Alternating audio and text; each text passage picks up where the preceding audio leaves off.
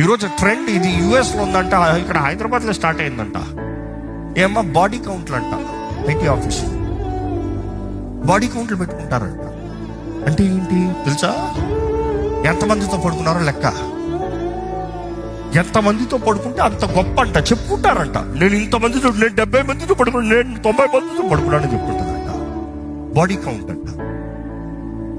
విచ్చలవిడి జీవితానికి సిగ్గుపడతాం కాక, ఒకప్పుడు వ్యభిచార గృహం అంటే ఊరు బయట ఉంటుంది.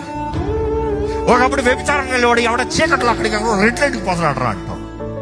ఇప్పుడు ఎక్కడ చూసినా, ఏ స్థలమైనా, ఏ ఇల్లైనా మరలా గర్వం, విచ్చలవిడి జీవితం, అక్రమ సంబంధాలు.